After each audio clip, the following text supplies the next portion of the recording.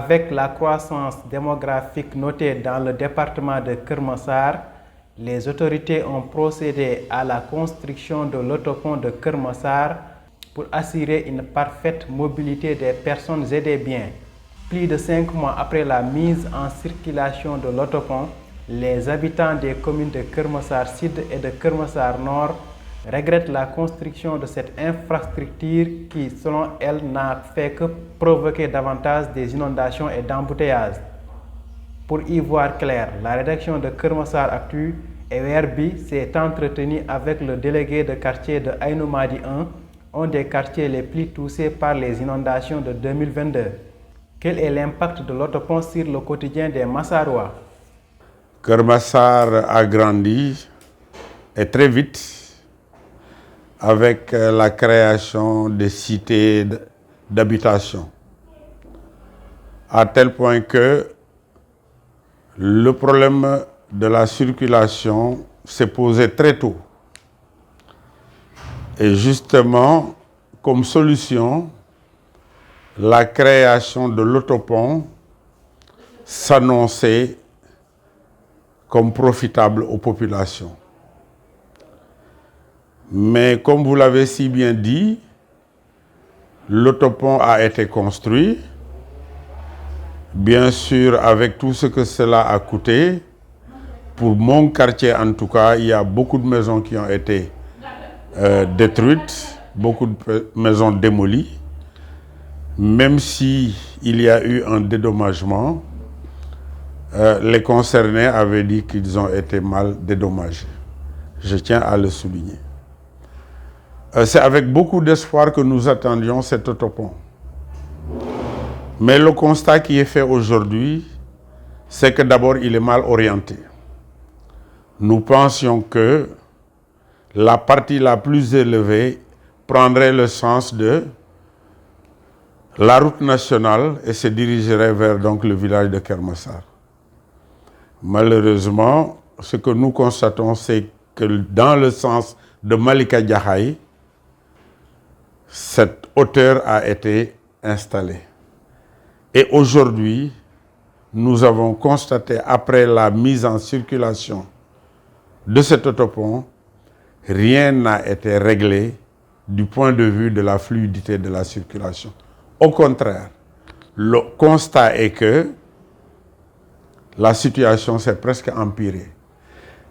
Pour partir ou bien revenir le soir dans Keur Massar, beaucoup de personnes qui prennent donc les transports en commun descendent depuis la forêt. Il y a un rond-point, le dernier rond-point que l'on a avant d'arriver au garage de Ndiaga Ndiaye, les gens marchent depuis ce rond-point-là jusque dans le début de Keur Massar. Et c'est vraiment dommage.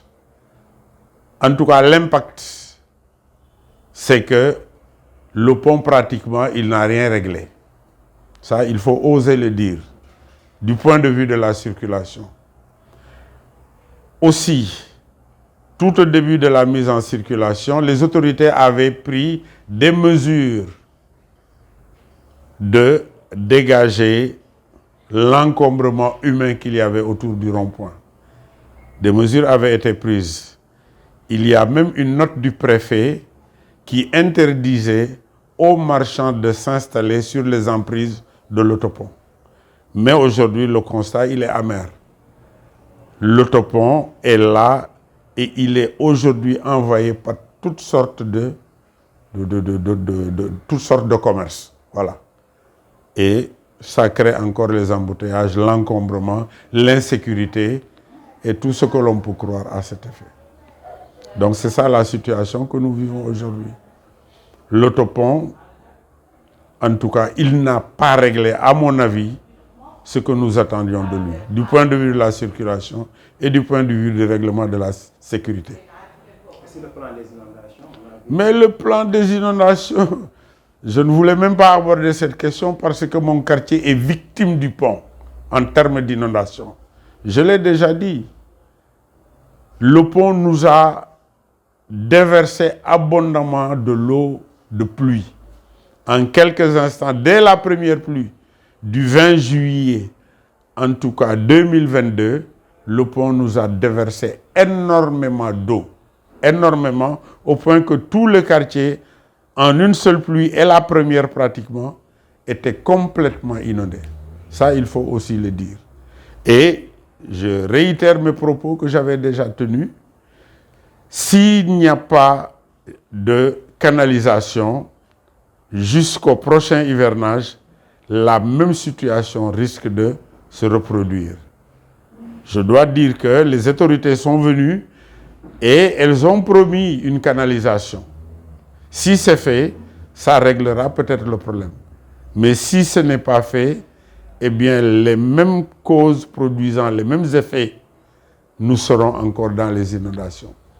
Et de plus belle encore. Avez-vous une idée sur le nombre de maisons impactées par l'autopont?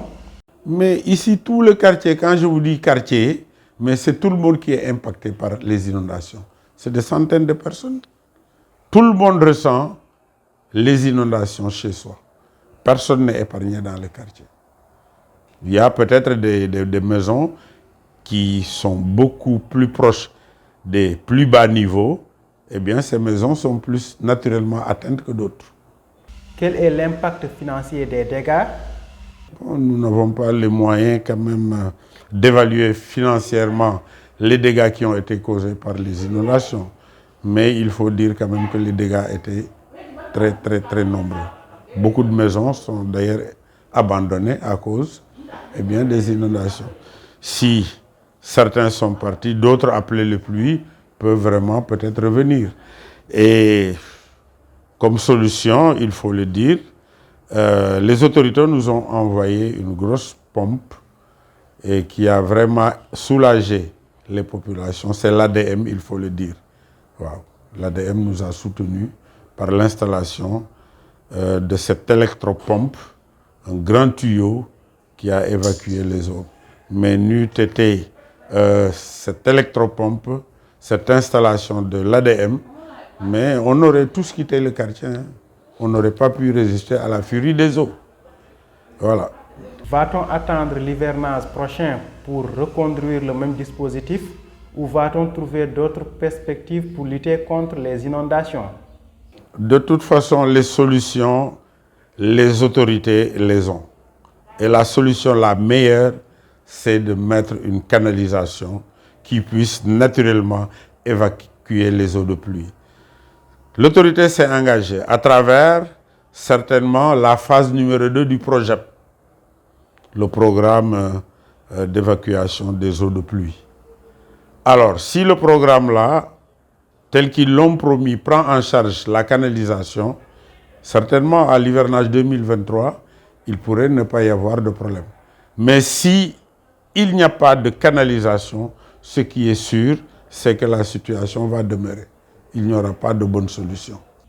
Quelle est la solution pour limiter les conséquences de l'autopont sur la mobilité des personnes et des biens? Mais de toute façon, l'autopont, il est déjà construit.